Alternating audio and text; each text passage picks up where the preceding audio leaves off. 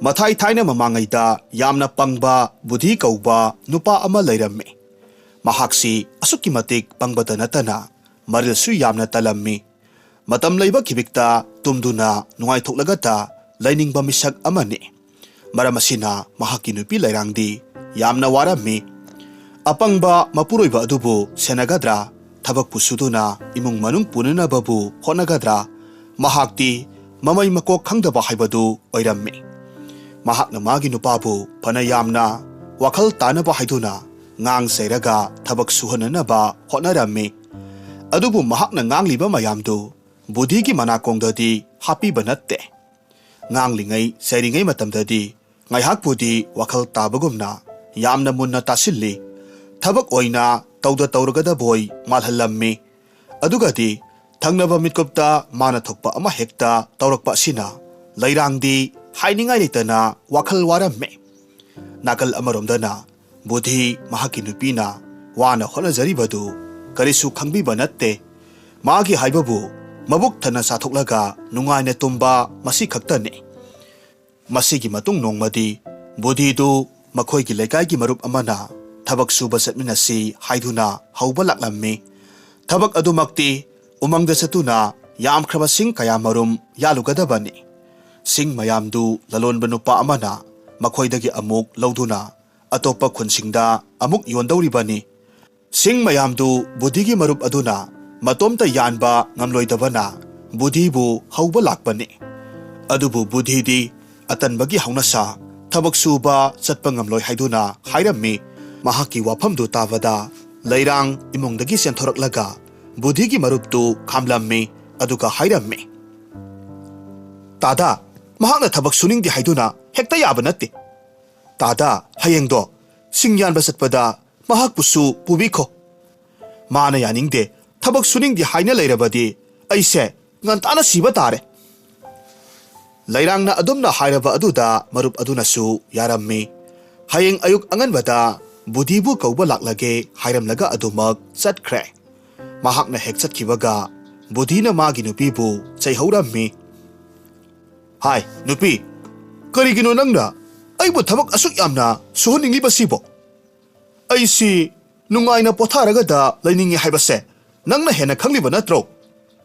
Mawa mapuroibana nungaina leiraga haraudaba nupi nangbu karamba nupino. Mapuroibagi wahaidu tabada leirang yamna saurammi. Ho makhoi pabungna nungaina leiba pami haiduna adum nungai thoklaga leirabadi imungse kamdongna pangadoribage. Aidi haribasini adu ada khangde. Hayengdi tadaga singyanba chatpidaba yadi haribasini. Asumna ngangduna leirang imung sangkhre. Masidagi budhina amuk matomta haijarammi. Ha singyanba kaina aidi sukchat chatpiro. Singyanba chatpada umangi sa kainaga aisi chathokhrabadi ai itomtani mangjagadoribase. Aduki sarukpudi puk thatna sasille hairaga tumbana phai. Kana ponteda tumbu tumthoklukige. Asumna haiduna mangolda mafam sai khangde sade khangde adumak tumthokki.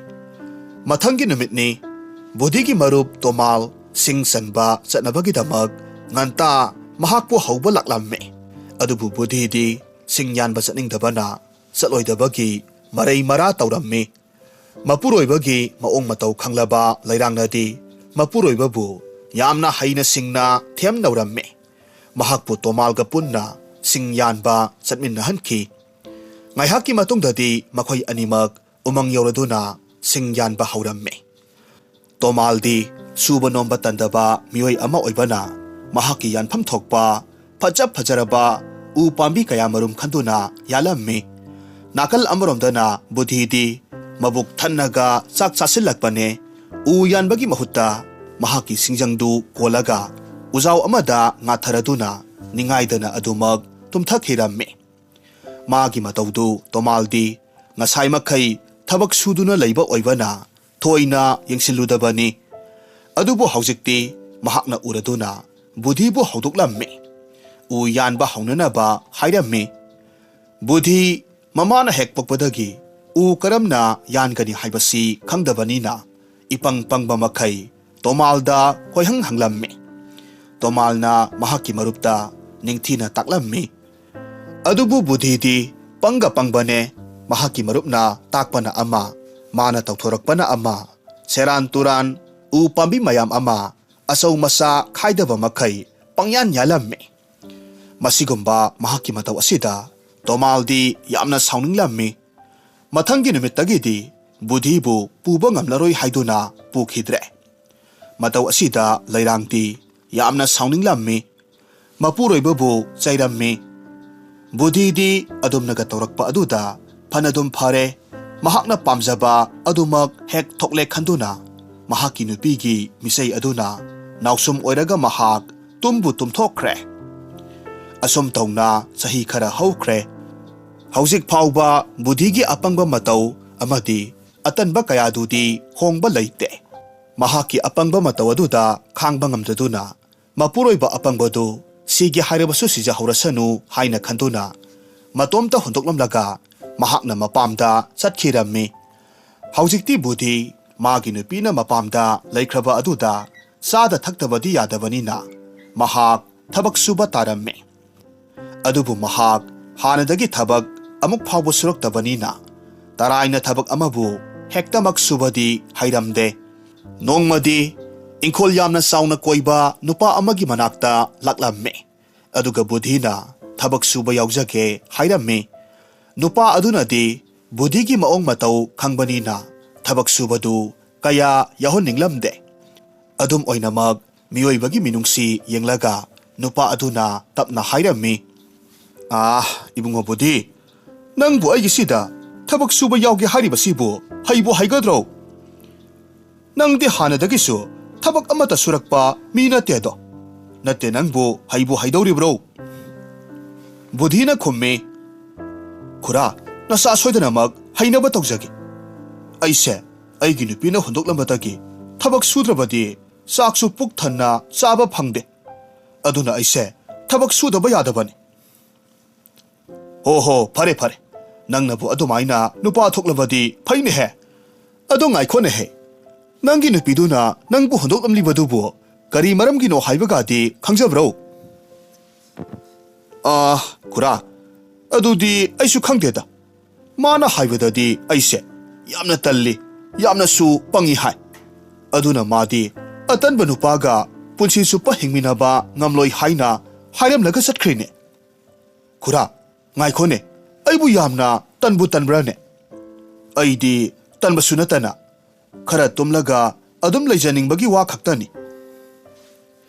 Mahaki wadu tarwada nupa aduna noklaga khomme. Hoine ibungo nangna haribadubudi summe.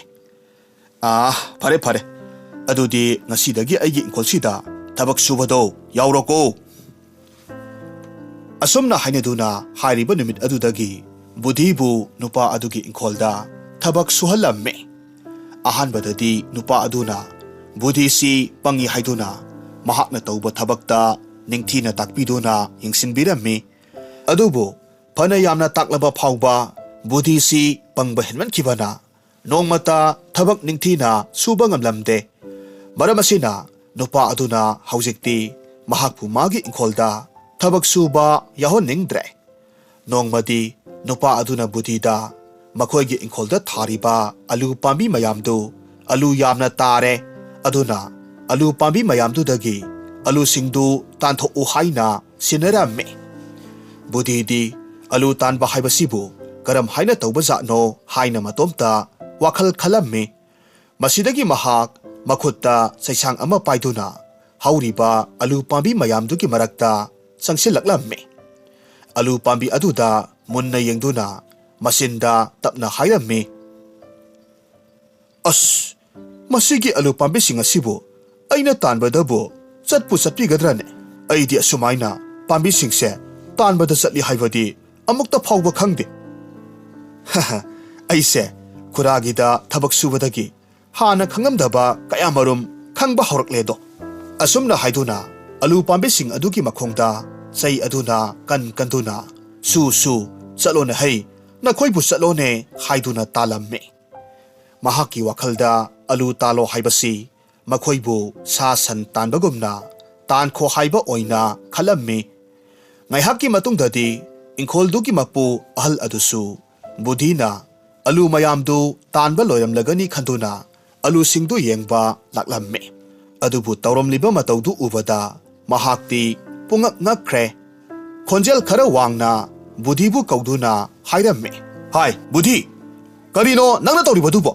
ꯅꯠꯇꯦ, ꯀꯔꯤꯅꯣꯕ ꯅꯪꯅ ꯇꯧꯔꯤꯕꯗꯣ?" ꯈꯨꯔꯥꯒꯤ ꯑꯂꯨꯁꯤꯡꯁꯦ ꯑꯅꯝ ꯌꯥꯝꯅ ꯀꯜꯂꯤꯕꯨ, ꯑꯁꯨꯛ ꯌꯥꯝꯅ ꯀꯟꯅ ꯇꯥꯟꯕꯁꯤꯕꯨ ꯃꯈꯣꯏꯅ ꯃꯁꯤ ꯑꯃꯠꯇ ꯂꯦꯡꯉꯣ ꯍꯥꯏꯕ ꯌꯥꯗꯦ." "ꯍꯥꯏ ꯑꯄꯪꯕ, ꯀꯔꯤ ꯃꯤꯅꯣꯅꯦꯍꯦ? ꯑꯂꯨꯕꯨ ꯇꯥꯜꯂꯒ ꯆꯠꯀꯗ꯭ꯔꯣ? ꯑꯩꯅ ꯅꯪꯉꯣꯟꯗ ꯑꯂꯨ ꯇꯥꯜꯂꯣ ꯍꯥꯏꯕꯗꯨꯗꯤ ꯁꯦ ꯌꯣꯄꯥꯛ ꯑꯁꯤꯅ ꯑꯂꯨ ꯄꯥꯝꯕꯤꯁꯤꯒꯤ ꯃꯈꯣꯡꯗꯣ ꯇꯧꯈꯥꯏꯔꯒ ꯂꯩꯅꯨꯡꯗ ꯂꯩꯔꯤꯕ ꯑꯂꯨꯁꯤꯡꯗꯣ ꯂꯧꯊꯣꯔꯛꯎ ꯍꯥꯏꯕꯅꯤꯅꯦꯍꯦ." ꯑꯍꯜꯗꯨꯒꯤ ꯋꯥꯗꯨ ꯇꯥꯕꯗ ꯕꯨꯙꯤ ꯌꯥꯝꯅ ꯉꯛꯅ ꯈꯨꯝꯂꯝꯃꯤ, "ꯈꯨꯔꯥ, ꯀꯩꯅꯣ ꯍꯥꯏꯔꯤꯕꯁꯤꯕꯨ? ꯑꯂꯨꯕꯨ ꯂꯩꯅꯨꯡꯗ ꯂꯩꯅꯕ꯭ꯔꯣ?" ꯃꯍꯥꯛꯀꯤ ꯑꯄꯪꯕ ꯋꯥꯉꯥꯡ ꯃꯑꯣꯡ ꯃꯇꯧ ꯑꯗꯨꯗ ꯑꯍꯜꯗꯨ ꯍꯦꯟꯅ ꯁꯥꯎꯅꯤꯡꯕ ꯐꯥꯎꯔꯛꯄꯗꯒꯤ ꯃꯍꯥꯛꯄꯨ ꯈꯨꯗꯛ ꯑꯗꯨꯗ ꯊꯕꯛ ꯁꯨꯕ ꯌꯥꯎꯔꯒꯅꯨ ꯍꯥꯏꯅ ꯍꯥꯏꯔꯝꯃꯤ꯫ ꯃꯁꯤꯗꯒꯤ ꯃꯍꯥꯛ ꯎꯄꯥꯏ ꯂꯩꯇ ꯀꯔꯤꯕꯨ ꯁꯨꯗꯨꯅ ꯍꯤꯡꯒꯅꯤ ꯈꯟꯕꯗ ꯃꯊ꯭ꯋꯥꯏ ꯌꯥꯝꯅ ꯋꯥꯔꯝꯃꯤ꯫ ꯃꯍꯥꯛꯅ ꯁꯨꯅꯣꯝꯗꯨꯅ ꯃꯇꯝ ꯈꯔ ꯃꯕꯨꯛ ꯊꯟꯅ ꯆꯥꯕ ꯐꯪꯖꯔꯝꯕꯗꯨ ꯍꯧꯖꯤꯛꯇꯤ ꯊꯕꯛ ꯑꯃꯠꯇ ꯁꯨꯕ ꯐꯪꯗ꯭ꯔꯕꯅꯤꯅ ꯆꯔꯥ ꯍꯦꯟꯕ ꯅꯨꯃꯤꯠ ꯃꯁꯤꯡ ꯊꯤꯉꯝꯂꯛꯇ꯭ꯔꯦ꯫ ꯃꯁꯤꯅ ꯃꯔꯝ ꯑꯣꯏꯔꯒ ꯃꯍꯥꯛ ꯀꯣꯏꯆꯠ ꯆꯠꯇꯨꯅ ꯀꯅꯥꯒꯤꯗ ꯑꯇꯥ ꯑꯇꯨ ꯂꯩꯔꯤꯕꯒꯦ ꯍꯥꯏꯅ ꯊꯤꯕ ꯍꯧꯔꯛꯂꯝꯃꯤ꯫ ꯅꯣꯡꯃꯒꯤ ꯅꯨꯃꯤꯠꯅꯤ, ꯕꯨꯙꯤꯅ ꯃꯁꯥ ꯃꯎ ꯌꯥꯝꯅ ꯐꯕ ꯅꯨꯄꯥ ꯈꯔꯅ ꯃꯀꯣꯛꯇ ꯐꯤ ꯃꯌꯣꯝ ꯑꯆꯧ ꯑꯆꯧꯕ ꯀꯌꯥꯃꯔꯨꯝ ꯄꯨꯔꯒ ꯂꯥꯛꯄ ꯎꯔꯝꯃꯤ꯫ ꯃꯍꯥꯛꯀꯤ ꯋꯥꯈꯜꯗꯗꯤ ꯅꯨꯄꯥꯁꯤꯡꯗꯨ ꯈꯨꯟ ꯍꯣꯡꯂꯛꯂꯤꯕꯅꯤ ꯍꯥꯏꯅ ꯈꯟꯖꯔꯝꯃꯤ꯫ ꯃꯔꯝ ꯑꯗꯨꯅ ꯅꯨꯄꯥ ꯑꯃꯗ ꯃꯍꯥꯛꯅ ꯑꯁꯨꯝꯅ ꯍꯪꯂꯝꯃꯤ, "ꯏꯇꯥꯎ, ꯅꯈꯣꯏꯕꯨ ꯀꯔꯝꯕ ꯈꯨꯜꯗꯒꯤ ꯂꯥꯛꯄ ꯑꯣꯏꯔꯕꯅꯣ?"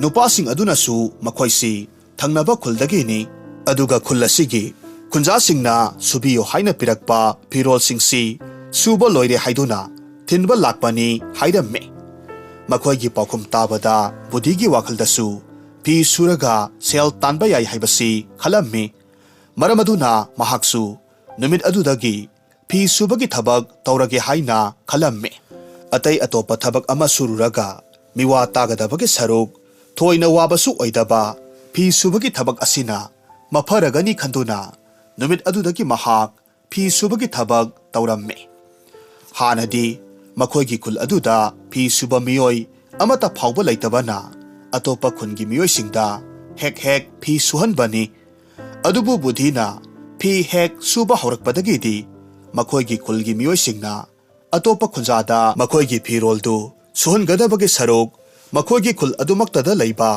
ꯕꯨꯙꯤꯗ ꯑꯣꯏꯅ ꯁꯨꯍꯟꯕꯅ ꯐꯔꯦ ꯈꯟꯗꯨꯅ ꯕꯨꯙꯤꯗ ꯐꯤ ꯃꯌꯥꯝ ꯑꯃ ꯁꯨꯍꯟꯅꯕꯒꯤꯗꯃꯛ ꯄꯤꯅꯔꯛꯂꯝꯃꯤ꯫ ꯕꯨꯙꯤꯁꯨ ꯃꯇꯧ ꯑꯗꯨꯗ ꯌꯥꯝꯅ ꯍꯔꯥꯎꯔꯝꯃꯤ꯫ ꯃꯍꯥꯛꯅ ꯉꯍꯥꯟ ꯃꯈꯩ ꯊꯕꯛ ꯁꯨꯐꯝ ꯅꯣꯝꯐꯝ ꯈꯪꯗꯅ ꯀꯛꯉꯥꯎꯅꯔꯒ ꯂꯩꯔꯝꯂꯤꯕ ꯑꯁꯤꯗꯤ ꯑꯣꯟꯊꯣꯛꯅ ꯄꯪꯈ꯭ꯔꯦꯗꯀꯣ ꯀꯥꯏꯅ ꯃꯇꯣꯝꯇ ꯍꯥꯏꯖꯔꯝꯃꯤ꯫ ꯃꯇꯧ ꯑꯁꯨꯝꯅ ꯃꯤꯌꯥꯝꯒꯤ ꯐꯤꯔꯣꯜ ꯀꯌꯥꯃꯔꯨꯝ ꯁꯨꯔꯗꯨꯅ ꯁꯦꯜ ꯀꯌꯥꯃꯔꯨꯝ ꯇꯥꯟꯁꯤꯟꯖꯕ ꯉꯝꯂꯝꯃꯤ꯫ ꯑꯗꯨꯒ ꯋꯥꯐꯝ ꯑꯃꯅ ꯈꯨꯟꯖꯥ ꯃꯌꯥꯝꯅ ꯐꯤꯔꯣꯜꯁꯤꯡ ꯑꯗꯨ ꯑꯇꯣꯞꯄ ꯐꯤ ꯁꯨꯕꯁꯤꯡꯗꯁꯨ ꯁꯨꯍꯟꯕ ꯇꯧꯗ꯭ꯔꯕꯅꯤꯅ ꯕꯨꯙꯤꯗꯤ ꯐꯤ ꯃꯌꯥꯝꯗꯨ ꯁꯨꯅꯕ ꯍꯣꯠꯅꯕꯗ ꯌꯥꯝꯅ ꯋꯥꯔꯝꯃꯤ꯫ ꯃꯍꯥꯛꯅ ꯋꯥꯔꯤꯕꯒꯤ ꯃꯔꯝꯗꯤ ꯐꯤ ꯁꯨꯕꯒꯤ ꯅꯠꯇꯦ, ꯃꯈꯣꯏꯒꯤ ꯑꯗꯨꯛ ꯌꯥꯝꯅ ꯌꯥꯝꯈ꯭ꯔꯕ ꯐꯤꯔꯣꯜ ꯃꯌꯥꯝꯗꯨ ꯃꯌꯨꯝꯗꯒꯤꯅ ꯇꯨꯔꯦꯜ ꯇꯝꯅ ꯄꯨꯊꯣꯛ ꯄꯨꯁꯤꯟ ꯇꯧꯕꯗꯅꯤ꯫ ꯑꯗꯨꯅ ꯃꯍꯥꯛ ꯍꯧꯖꯤꯛꯇꯤ ꯐꯤꯔꯣꯜ ꯃꯌꯥꯝ ꯑꯗꯨꯕꯨ ꯄꯨꯊꯣꯛ ꯄꯨꯁꯤꯟ ꯇꯧꯅꯅꯕ ꯍꯥꯏꯗꯨꯅ ꯒꯙꯥ ꯑꯃ ꯂꯩꯔꯒꯦ ꯍꯥꯏꯅ ꯈꯜꯂꯝꯃꯤ꯫ ꯃꯔꯝ ꯑꯁꯤꯅ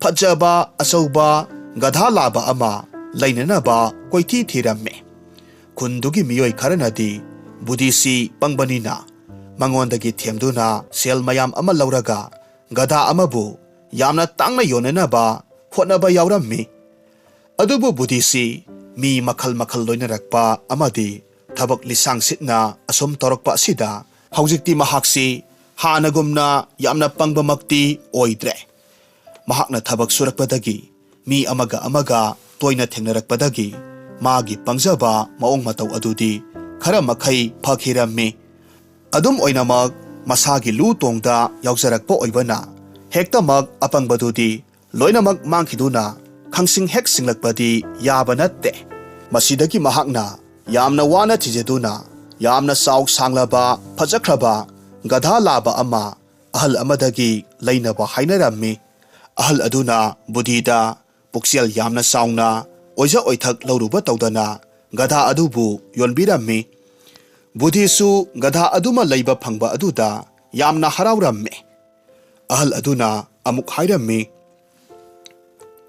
Hai ibungo budhi madugi gadha labado yamna asingba gadha niko taibang miyoiba amaga chap hek manabani aduna nangna mahakbu nangi nasana naugumna luna sana tawbiyu mahakna matam leiba khibikta nangi yaifanabata sindawribani nangdi sagai natai kanamata leiba sunatre gadha sei nakhoini ngasidagidi nayambana nauni khanduna nungaina hingminagadabani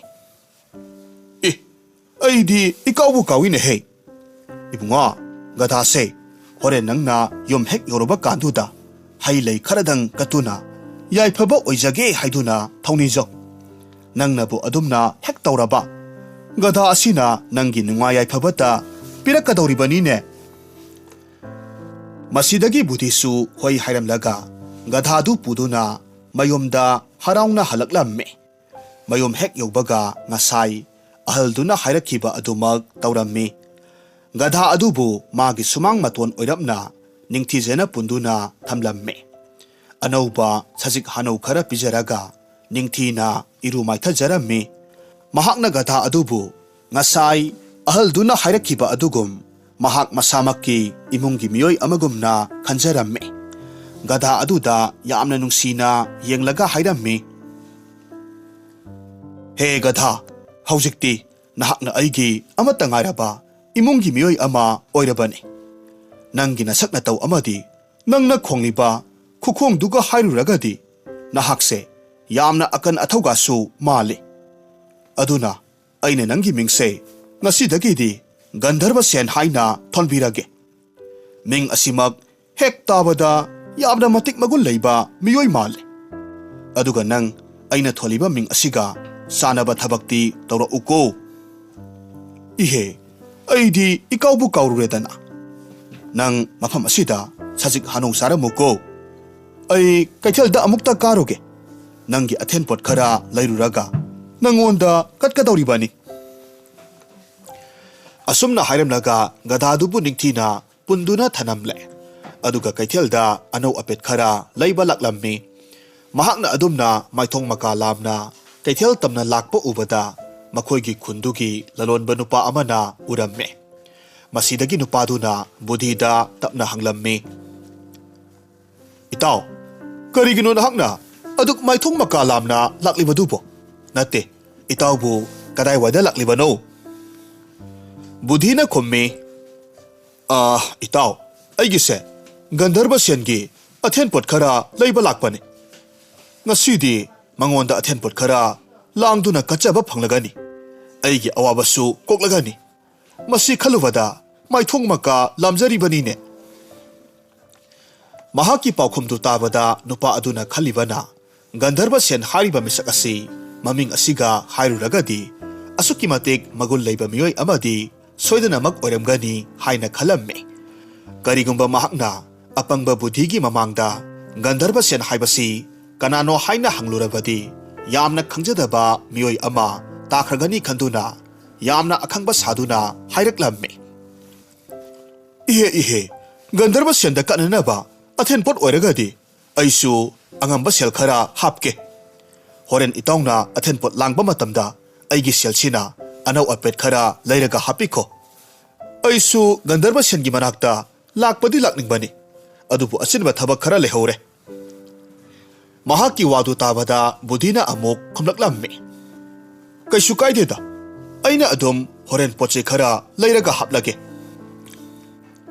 asumna nupa aduna sel khara pirakpadu budhina lauraga kaithel tamna adumak laklammi masidagi lalonba nupa aduna amuk mahakna thengnaba miyoi amada mahakti Gandharbasengi athen pot leibada sel haplamle makhoi di hapkhibara haina hanglamme miyoising adunasu ngasai nupaduna tawkiba adugumna Gandharbasen haribasi asuki matig yamna athauba miyoy ama oiramgani haina khalammi maramasina kanano karino haiba khantharuba tawdana kaithel chatkiba budhibu tanaruraga makhoigi angamba sel hapnaramme budhi makhoina haplakpa sel mayam aduna mahaki gadha adugidamak yamkhraba athenpot kayamarum lairuraga mayumda halaklammi mahaki wakhaldadi laikai miyamna magi gadha asi mahakna masamakki imungi miyoy amani haina khaliba asigum makhoi mayamnasu khanbire haiduna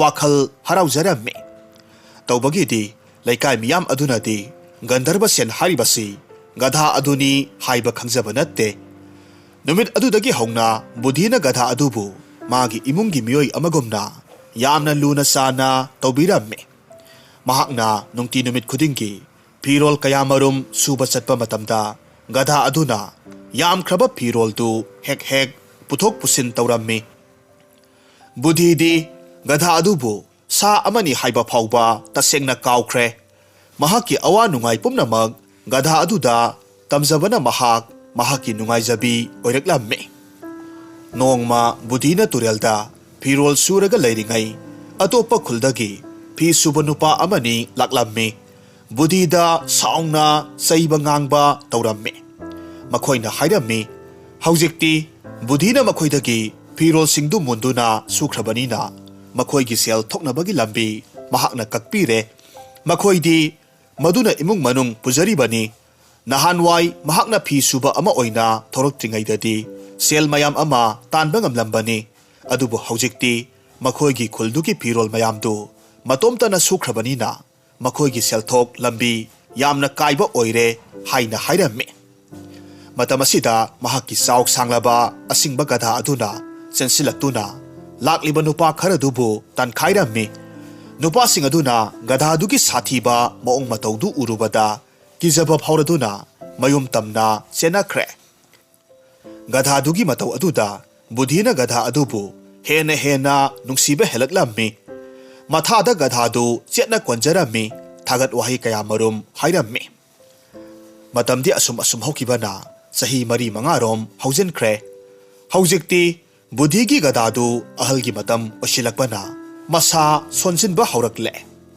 hanagum pirol kayamarum puduna satpa ngamlaktre mahaki gadadugi oirakliba phibamdu apangba mahaknadi hanurakpagi tawribani haibadu khangjaramde nongmadi mahakna ayuk nganna haugalakpa matamda Gandharbasen mahaki makol adumaktada siraga leiramle oiramliba mataw aduda budhidi makol thokna law khongduna kapcharamme mahaki hek masa masu leikidabagum yamna thamoi soklammi masidagi mahakna gadhadugi asiba haksangdu magi ingkholgi masi amada phumlamme gadha aduna leikidraba matung numit kayani mahak angauba amagum sakani thakani karimata khangdaba makhai ungduna lei mabuk saukraba nongmata mabuk thana sahaudrabadi leitadaba mahakna gadha aduma leikhidabaduda sara phauba helamme numit nini thangna na sara helakpa aduna humni subadadi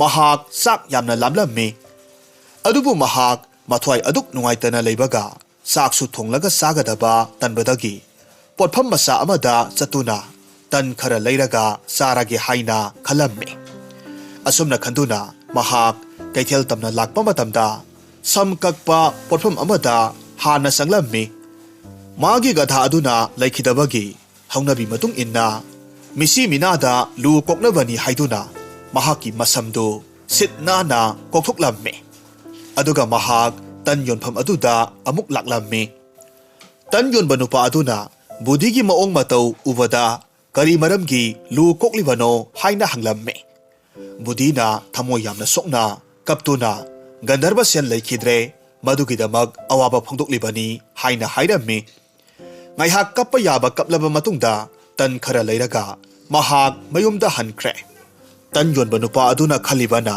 Gandharbasen hariba misi malem asida maming satpa aphawba miyoy ama oiramba tai aduna mahaksu awabadu phongdokpa mathau tai khanduna khudak aduda samkakpa nupa amagi manakta chatuna maru kokthoklamme Matam asida sam kakpa nupa aduna mana maru kokhibagi maram hanglammi.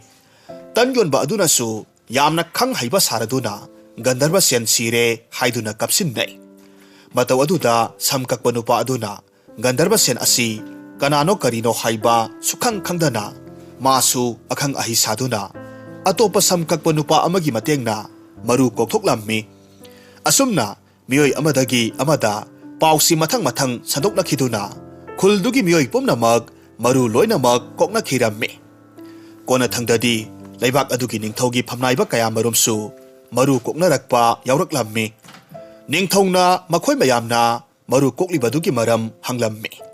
Manasing aduna Gandharbasen sire haiduna hairakpa aduda ningthau adunasu leibak amagi ningthau oiraga asuk matik magun leiraba miyoi asi phawba khangdaba male haiduna noknagani haina khanbadagi mahak yamna khangba saduna maru kokthoklammi. Leibak ningthongna maru koktuna lakpadu ubada mahakki leimana hairammi. Iningthau ibungo karigino lu kokpirakliba asibo. Ningthongna khommi hai leima Gandharbasen sire hairibasibu nahakpu tadabro. Aduna aisu awaba phongdoklibani. Mapuroibagi wafamdu tabada khara ngakna leimarembina amuk hairammi. Ha Gandharbasen haiba adubu iningthau mahak adubu kanano aidi amuktasu maming takhidri.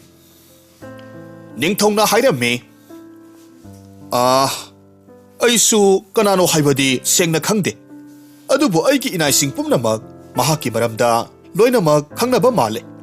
Aduna makhoi mayamdi mahakna laikhidabaduda awaba phongdoknaduna maru loinamak koknare. Karigumba aina lu koktaba taragadi aise leibak ningthau ama oiraga Gandharbasen phawba khangdi haiduna mayamna noknaragani haiduna lu koklibani ne. Mahakki wafam aduda leimarembidu khara ngaklammi. Adubu mahak wahai amatadi makha takhidre. Madugi mahutta mahakki manai masalsingda hangduna Gandharbasen kanano haina khangdoknanaba haijarammi. Ningthongna magi phamnaiba angam athau pumnamak kaukhatlammi aduga Gandharbasengi maramda hanglammi. Adubu kanamatana khangni haiba paukhumdi hairaklamde. Masidagi leibak sinba thungna Gandharbasengi pau sandorakpa miyoising adu mathang tigalakpa matamda budhina ihan hanba pausi hairakpani haiba khanglammi. Thinthaba tawdana budhibu konungda kaukhatlammi. Ningthongna wahang pauhang tawrammi. Mahakna asengba paukhumdu adumak piduna Gandharbasen haribasi mahakki yamna luna tawjaba gadha aduni. Mahakna di gadha adubu sa amani haina khankiba leite. Madumakna mahakna magi imungi miyoi ama oina khanduna mahakna laikhidabaduda awaba phongdokpani haina haijarammi. Mahakki warol pumnamak taraba matungda leibak miyamdu khangsu khangdana akhangba saruba makhoigi apangbagi thaong aduda masa matomta ikaiba phaunarammi. Leibak ningthongnasu makhoi mukpangba asibu leiramkhigadra haina taksi sonjarammi. Aduga amuk budhida tapna hairammi. Ibungo budhi aikhoi mayamnadi nahakpu apangbani haiduna pangi haiduna hanthana yengbiri. Adubu yengoi nangondagi hena panglibasidi aikhoi mayam oiramdene he. Aduga yengo ngasi nahakna ningthau aihak phawba yauna lu kokhanbagidamak mana ama pitokeda hai. Asuk yamna pangba aikhoibu khangsu khangdana akhangba saninglubagi mahaiduni aikhoina phanglibase. Ngasidi nahakna aikhoi mayambu para amadi tambirabani. Asumna hairaga budhida sanalupa khawjau ama pithoklammi. Mahaksu harauna sanalupa mayamdu puduna satkhre. Magi wakhaldadi mahakki laikhidraba gadha aduna maram oiraga mahakpu nunga yaifaba miyoi ama oihalle haina khanjarammi. Hariba numit adudagi hauna budhi yamna senjau paiba miyoi ama oiduna nungaina hingki. Adubu leibak ningthau yauna maru kokluba makhoi mayamdudi masa masagi asoiba apangba matau aduda taksi sonduna laikhirammi. Warisi nungai biragadi like tobiramu comment tobiramu amadi channel asida nauna changbirako oiragadi subscribe tawbiramu.